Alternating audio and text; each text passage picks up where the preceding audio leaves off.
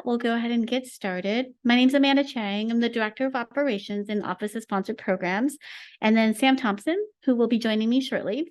She is the Senior Training and Communication Specialist. And the reason the two of us are doing this presentation for you on P-cards is because we were both involved in a lot of the process for initiating this, this new dedicated P-card for sponsored projects. So today we're going to cover just an overview about this specific dedicated P-card. We'll walk through the request process, and there are a couple different steps to it. We'll go over the form review as well as a demo. We'll talk about reconciliations and the different processes for reconciliation, some best practices for purchasing, some sharing of the resources, and time for Q&A. Okay, so P-cards, as most of you know, are available to university, both employees and faculty, and it allows for small purchasing, small order purchasing via P-card. It's now available beginning this summer that there is a specific dedicated P-card that can be used just to purchase study subject incentives on sponsored projects. The request for the dedicated P-cards, they've got to be authorized by a lead PI, so the lead PI that is in charge of the actual prime award itself, or as well as in addition, any of the sub-account PIs internal to UNC. The dedicated P-cards are subject only to approval by OSP, and we'll talk more about that later in the request process. And then the key thing is too, for a dedicated P-card, it's not limited to just one per person, one per project. There's a lot of flexibility built into it. One individual could have multiple P-cards if they choose they want a dedicated P-card just for that particular project because it's really big, it's really complicated. They don't want to, they want to be able to segregate the reconciliation for it. In addition, one project could have multiple people that are authorized to purchase gift cards for that particular project. And again, just a reminder, the dedicated P-cards, they're just strictly limited to the purchase of gift cards for study subject participant incentives and on sponsored projects. When we get that questions a lot, sometimes we'll get the request forms in and it's using a non-sponsored like a trust or gift fund, and it's not possible. The only available chart fields or funds that can be used are sponsored projects. So there has to be a valid project ID. The process. So it's actually relatively straightforward if we're lumping it into this short paragraph. So once the department, you've gotten that approved P-card form, and that's approved from OSP, you've just got to work with your InfoPort admin, or sometimes this is also considered your ARC, to submit that request so that it can be processed by the finance P-card office who actually does issue the card. And then we'll discuss in just a little bit some differences with what you do when it's a new request versus an existing request. And then what the responsibilities and what offices will be managing that review and process. So the OSP process. This is very similar to what, if you've been into any of our other sessions, particularly on Tango, or you attended our previous trainings just about the different available options for study participants. We always start with an OSP request form. And for this one, there is a specific one that Sam in just a bit will do a demo through of the OSP P-card request form. You fill it out, complete it. It gets submitted to our sponsored programs email. And then we set it up so that there is a RAM tracker that is going to be tracking the process. Our sponsor program specialists, the SPS, will get notified, will review the information. And then once everything is complete, it's allowable, they've approved it, they will go ahead then and email that approved form back to the department submitter. And our goal has always been, we process these within 3 business days of the time that we've received it. Or if there's been some back and forth communications with the department, it would be at least 3 business days from that last communication. So something that is a little bit different, and I wanted to take a bit more time to spend on that, that's different that we didn't highlight in our initial training is about this budget load. So on the dedicated P-card, the reason that we are moving budget on that particular project is it is a really quick way for departments, particularly on 5 ledgers, that you can see If you've got a budget line item in the holding account for P cards, 559540, you know that is an amount you've been approved to use the P card to purchase study subject payments for that particular project. What it's going to look like is when you submit that request form in and it gets approved, there's a dual process where the SBS sends that form back to you all so you can continue on with the InfoPort process, but we will also process a budget revision, the SBS is due on that particular project. So you're going to see in that example there, on 559540 on this particular project, we moved $307.53 into the budget. And so that is going to be the amount that for that particular P card, you're going to be able to purchase for this project. The exception is going to be, there are ledgers 3, 4, and 6 projects where, as you all know, the way that clinical trial budgets work, you spend, then you bill, and then budget is loaded after facts with that allocation. So it's not similar to the 5 ledgers where we load budgets based on what you've been awarded. And so for the cases, if you have a 3, 4, 6 ledgers, 3 and 4s are going to be your different types of clinical trials, and 6 will be the billing per unit or the BPU that the billing is done directly from the departments. That is not going to be required to complete when you request the request form. Now, I will say it's to your benefit, actually, if you do have budget. So it's not the start of one of these trials, it's not the start of the billing for the BPU. Go ahead and move that budget, because again, that's the quickest way for you to visibly see when you're looking in RAM reports, when you're looking in InfoPort, or if you're in budget overview and you're looking at the budget for that particular project, you see that there is a line item there in that account code. You know that you've got authority to purchase gift cards. At any point, if you by chance move too much budget, say you had allocated $1,000 to spend for on the P card on study incentives, but you only end up needing 800 and you need the other 2 to process for a cash advance or to process for Tango, you can easily just do an OSP budget revision, which would move the budget out of the holding account code into whichever one that you choose. So the InfoPort process. One of the key things that we get asked a lot is, when is it that you need to engage with that ARC or with the InfoPort admin? And so I thought it's best to kind of think about the different scenarios. So if you're going to request this dedicated P card for study incentives and it's the first time, that means you physically are going to get a new card, then yes, you're going to engage with your ARC because you're going to need to submit to them the OSP approval form that you've received, as well as all the other required documents that we'll go through in the next slide. And they'll be able to route that through to the P card office for process and issuance of that new card. So what if you have a dedicated P card already and all you want to do is add another project ID to it? Then no, you wouldn't have to do any submission through your ARC or InfoPort admin because you already have the P card and you're not changing any features of that card itself. You're not needing to add, increase the limits on it. You're not needing to change or add another proxy reconciler. All you're doing is getting approval to spend for the P cards on that particular project. So it's only the OSP approval that's required. And situations where, what if you needed to increase your limit on the P card? So all of the P card limits with that are initially issued for these dedicated P cards are usually set at 5,000 as the monthly limit. It's a rare case unless you've got a really large trial that you easily spend more than that, or you've got multiple trials, multiple studies on a project where your monthly limit would be more. So in cases where either you need to increase the limit or you've got to get approval to say you have a purchase that you have to make over 5,000, that's where you do want to engage with your ARC because there is a maintenance form that you need to complete that they submit for you to get a change to that particular card. And in that case, there's nothing that you have to do with OSP because all the things that you're changing are specific to the P card and it's overseen by the P card office. Another thing that we get asked, what if you need to add proxy reconcilers to manage your P card?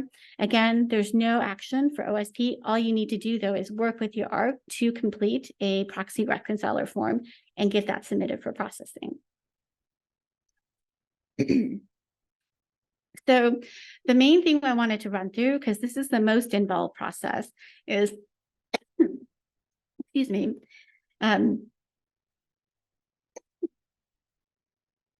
excuse me, when do you need a card when it's a brand new request? So there's a couple different steps. Your ARC is actually going to complete one aspect of it. And there is a campus finance systems access form that they'll complete on your behalf. But you'll need to submit to the ARC is the specific signed OSP approval form, as well as the finance P card application itself. And as mentioned earlier, you want to select as a default 5,000 as the monthly limit. And then the additional items that might be needed is if you have never had a P card before, you're going to have to complete a P card account holder training. And so that will be necessary to send a certificate of that training if you've never done it before. If you have a departmental P card, you've done the training before, then that wouldn't be necessary because it carries over into this new dedicated P card. And then the proxy reconciler form, that is if you need to designate other people, either in your department or in the lab, that needs access to the work system to be able to do the works reconciliation for you. And with that, I'm actually going to turn it over to Sam and have her show you and walk through the actual P card form itself.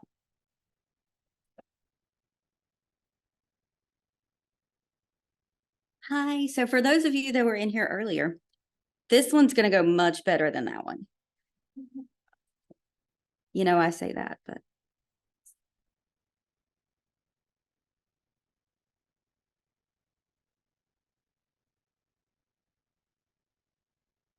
Spoke too soon.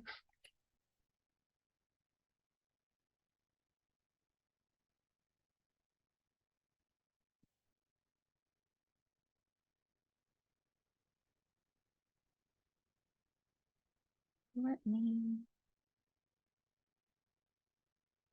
See, I remember from last time I say that, that's probably not. There we go. Can everyone see that? Great.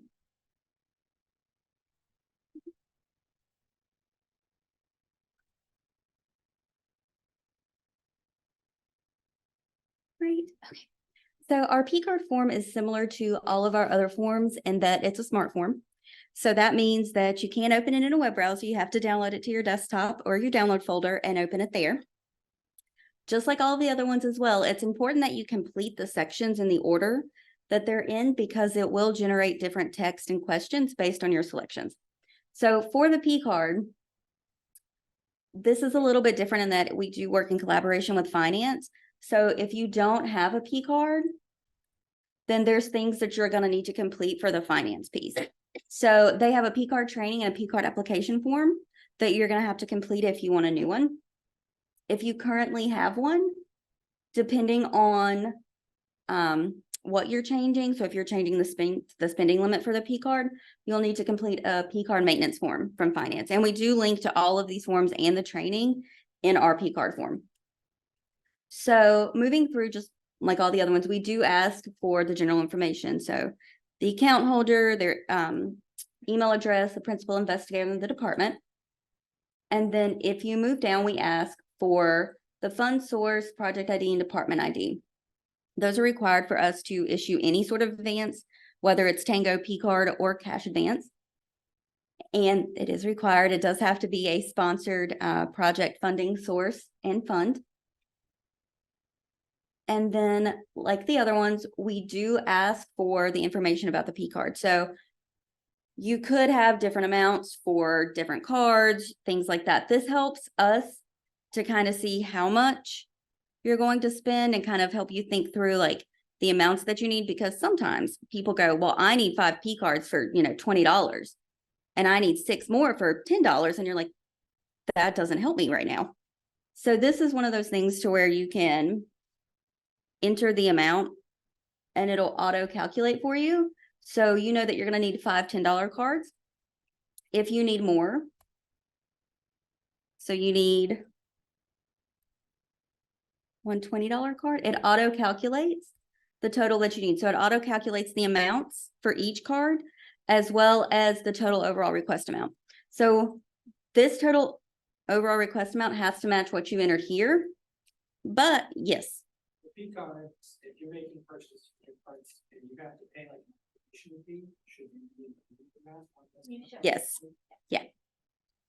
And so the P card is different than the other two advanced request forms because we do have to do a budget revision. This is a couple of reasons. It helps us to see what the approved amount was. So if you do ask for another one, an increase in spending limit, we can see that. It also helps y'all kind of see how much you've reconciled and what's out there. So there's only 3 accounts that you can request, well, 4, but request a P card amount to be moved from. So you have to have funds in one of these 3. So the 501,000, 523,000, or 558,900. Now, for clinical trials, we know that they're different. So if it is a clinical trial, we do have that option as well. We don't actually load budget in clinical trials until we get paid. So that one would be a little bit different than the other ones. So you would just select that, whatever the current budget is, the change in budget, and then what you're going to add to the P card holding account. So just like we have the cash advance and the Tango holding account, we have the P card holding account. So there is no voucher process for P cards. That's why we're doing this. There's no voucher that's going to put this expense on the project. So we do a budget revision so it goes on the project and we can see it. Just like the other advances, we do not bill that amount to the sponsor until you reconcile it. So like all budget revisions, change has to equal 0. We then ask that they're going to be used to certify that it's only going to be used for study subject incentives. You cannot use a sponsored P card for anything except study subject incentives. So it is like a debit card, yes, but you can only use it for study subject incentives. So we ask, the safeguards for the undistributed cards, and then we have the agreement statement. So it's important that the PI is aware, but you have to reconcile it, that there's a time frame, that there's 2 reconciliations for P cards in Works and in Connect Carolina. And then we do have a non-sponsored chart field string for unreconciled expenses. So any expense that's not reconciled that we can't charge to the project, it has to have a home. We can't just leave it sitting on the project because then we can't close our projects. So this has to be a non-sponsored source. So you cannot use a 252 fund. And then because of that, we do ask that the department financial lead or chair is aware. That's why we require their signature. Same with the PI and then the department contact, who is also the account holder. So up here, we ask for account holder. That should be the person that's the department contact, so they're aware of what's going on the P card. So after you complete it and you send it to us at Sponsor Programs Office, we'll review it. If we deny it, we'll mark it as denied and we'll give you the reason why. And so you can update the form, you can fix whatever you need to. If we approve it, we'll sign it and we'll send it back to you. At that point, that's when you'll complete whatever finance P card form you need, so the maintenance reform or the request form, and you'll work with your department ARC to get it submitted in InfoPort and move from there. So that's the main difference between that and the Tango and Cash Advance, is that you submit this in InfoPort. So yeah.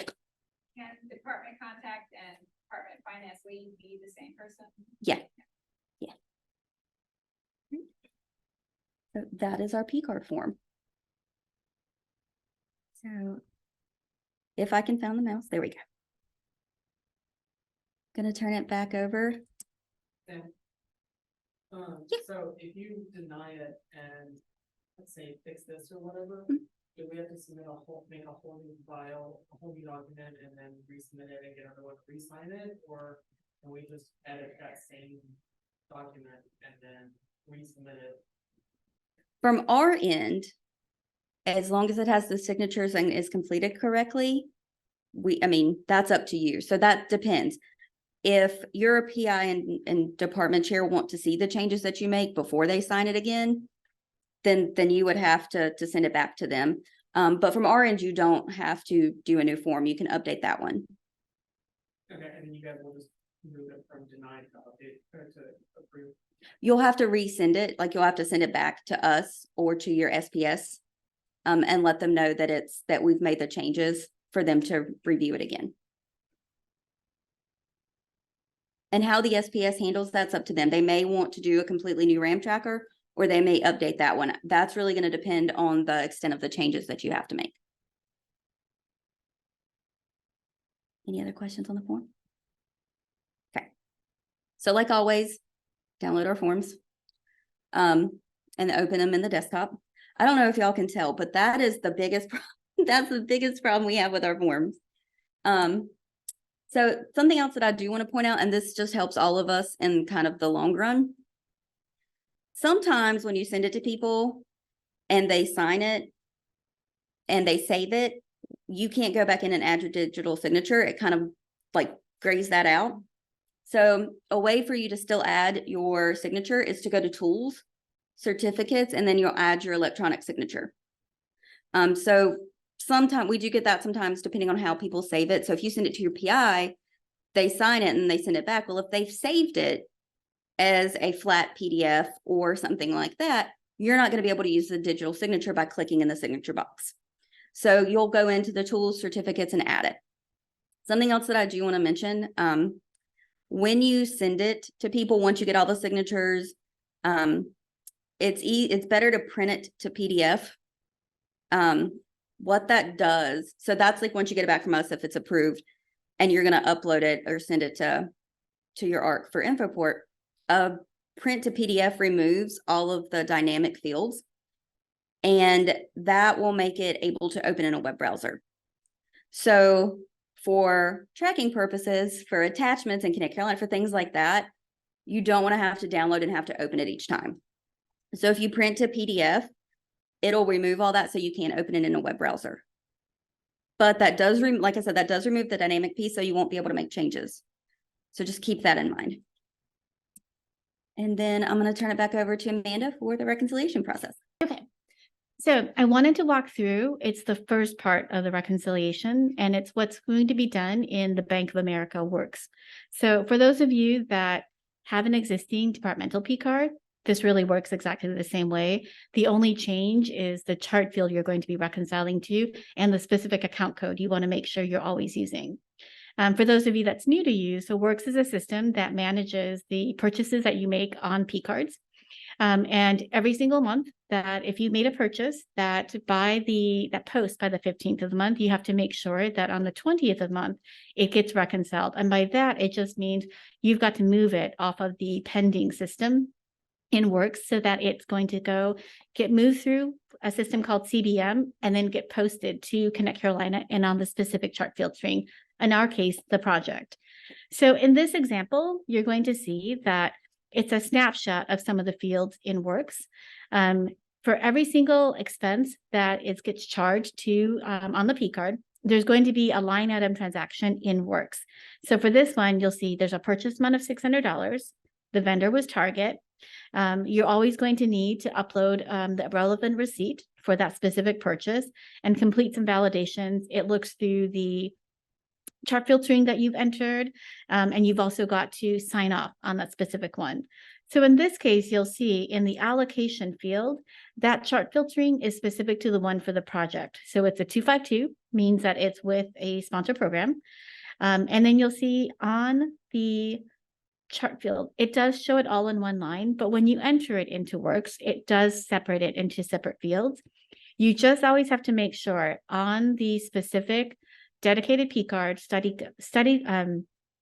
gift card for study incentives that post to Works, it's always reconciled to the account code 559540.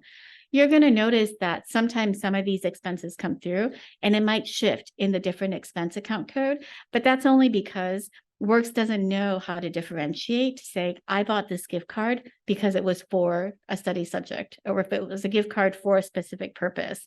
It only knows I purchased this gift card from that retailer. That retailer sells these types of goods. I think it's going to be a supply, or I think it's going to be some other type of a fee. So you do always have to make sure, and you're changing that account code to the 559540 so it can appropriately hit the project.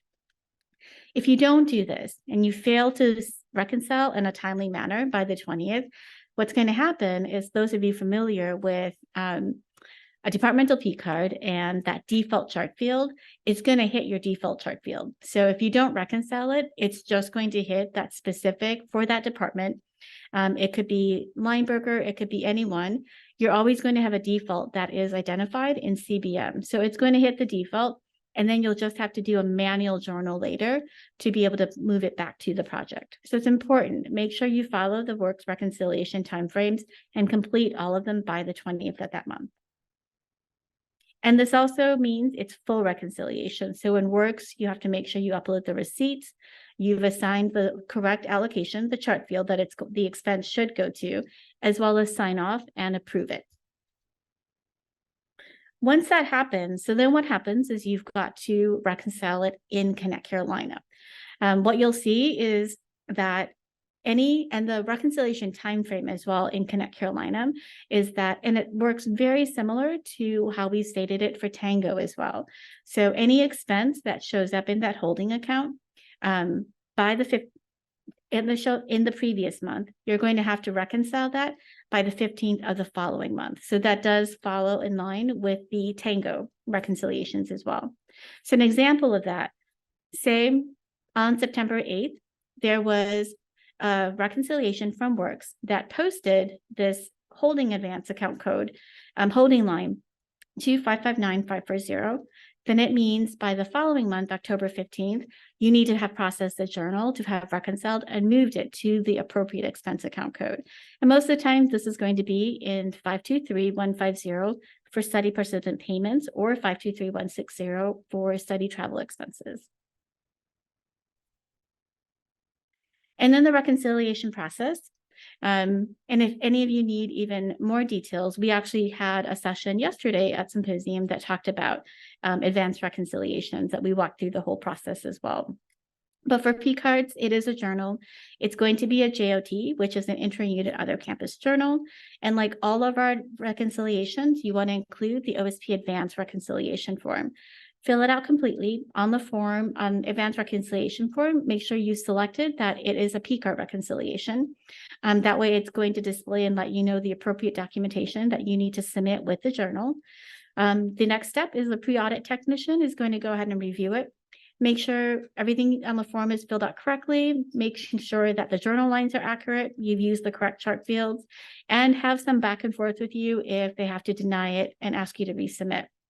And one of the key things is that the pre-audit technicians are going to utilize that comments field in Connect Carolina as much as possible so that they can communicate what needs to be changed.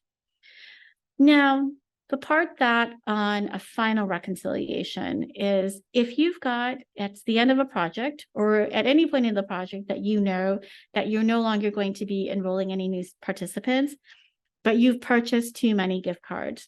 The only process in place for that right now is something called repayment. So you just want to make sure that any of the amount of the card amount remaining gets returned and deposited back to the university, which then in turn will get credited to the project. I know this is one of my least favorite things to share because it does mean you're left with the gift cards that cannot be used for another sponsor project purpose, but it is definitely a process that we're examining so that we could allow that flexibility in the future to be able to move the gift cards you already have previously purchased and authorized from another project to be able to make it allowable so that you could use it and transfer it to another study as well. So we are working on that. But for now, if you've got excess gift cards that were purchased on the P card, it does have to be the cash returned back to the university so it can charge credit back to the project. Yes. With that process, if the gift cards are already purchased, is that on, I would assume that's on the department to figure out how to. Correct. Centrally. Correct. Yep. The majority of what we see with the payback so far since we've started the programs is it's coming from the PI. So we get the check back from the PI, but then the department PI, you keep the gift cards.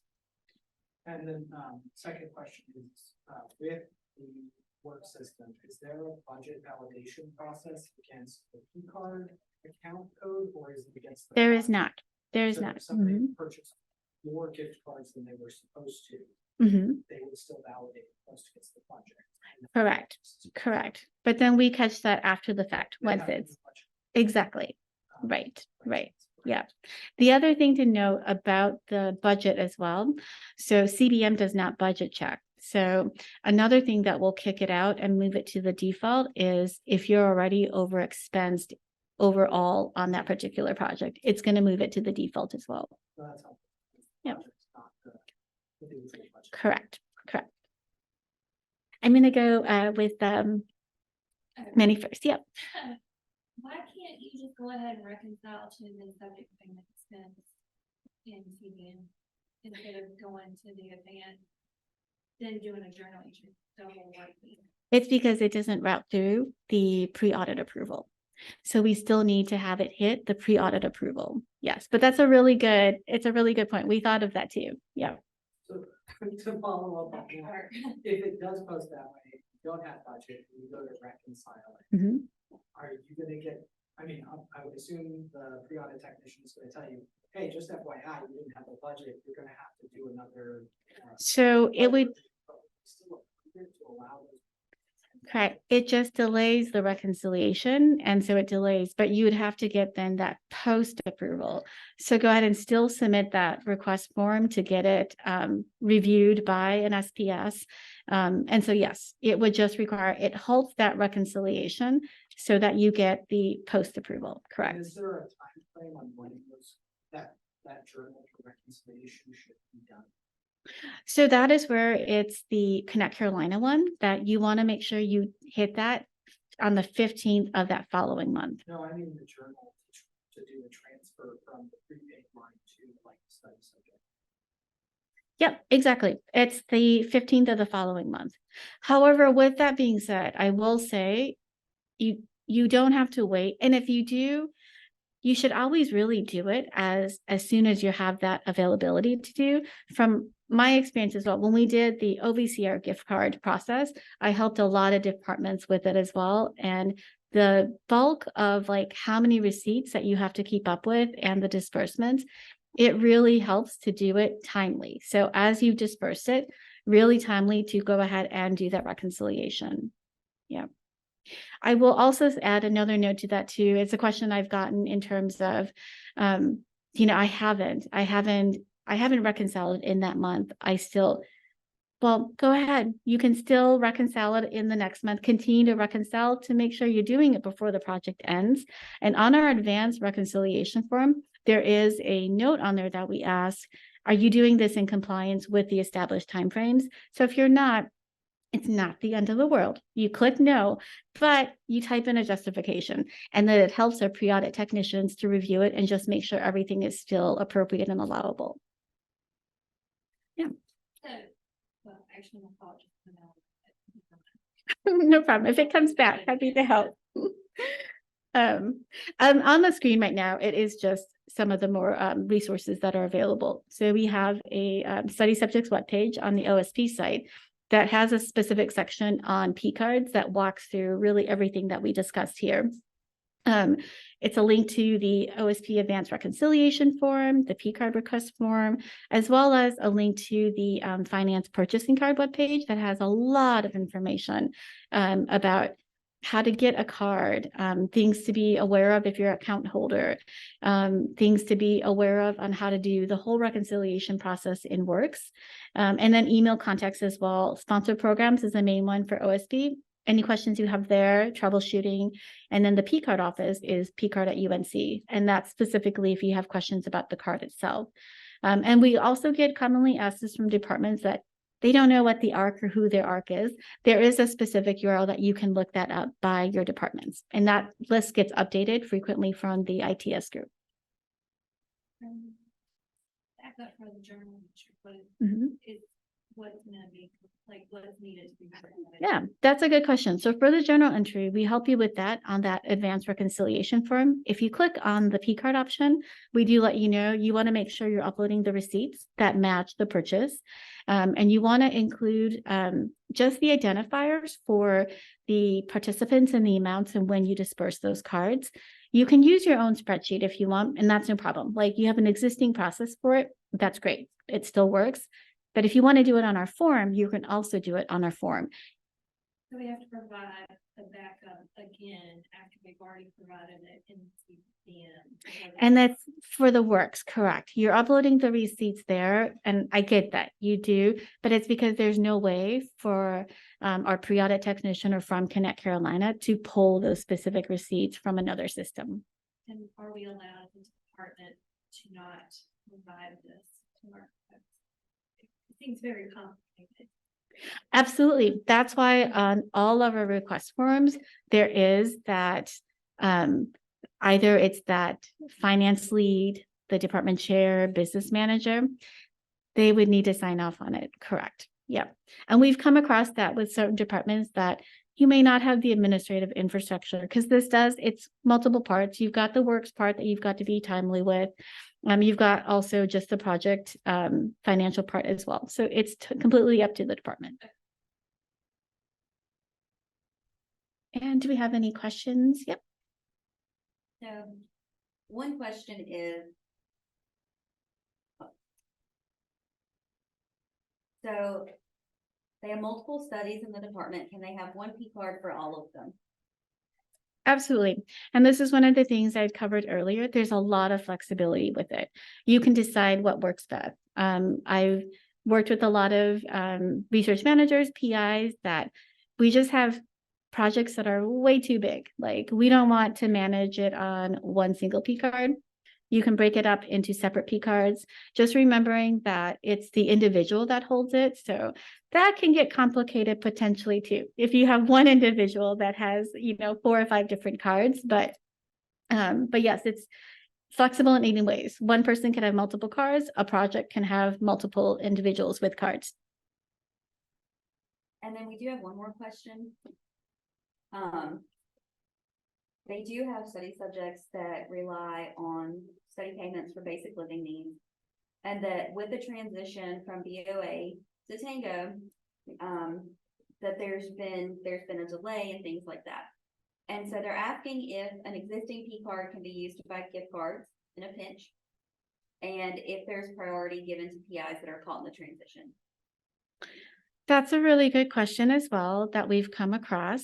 I will say in most of the instances when there's been a delay in the Tango setup, we've been able to assist our office working in tandem with Brett Kenny on the Tango team to quickly get Tango set up for that particular project, for that particular instance. Similarly, on the P card side, if we've come across a situation, we've also been able to quickly issue a P card. A lot of the times from the P card perspective, the holdup has been it's not submitting it appropriately. So the P card office has that information. There are situations where some of the delays might be, in our case, being that it's a sponsored project, you need a project ID. And sometimes that doesn't translate to folks that are actually in the managers or coordinators on the studies that don't do the financial side. It's, well, I submitted the request, but the request was submitted without a valid project ID or chart field. So sometimes that might take us a little bit longer. It's a very, very exceptional basis that we would continue on with that initial kind of bridge OVCR gift card program. It is available, but it really would be some extenuating circumstances for us to continue on with that. We'd rather move our efforts so that we can support expediting and helping you get Tango set up or the P card or even the cash advance. In all 3 cases, we've been able to assist. All right. So I think we actually are just about on time. You have about 15 minutes before lunch as well. So if there aren't any other questions, I'm happy to close the session. All right. Just a quick reminder before everyone does go, we do ask if you can share your feedback, post session survey. QR links are listed that you can grab either on our website, on the sign outside or the website link to take the session. Lunch is going to be served in the Trillium, and it's all the way at the end of the hall, but you can't miss it. Long lines of buffet food. And I believe I've heard from some of the Friday Center staff that we should be pretty pleased with what they did with lunch today, as well as the multitude of desserts. So My favorite part. thank you so much for all of the in-person that have joined, and as well to all of our virtual participants as well.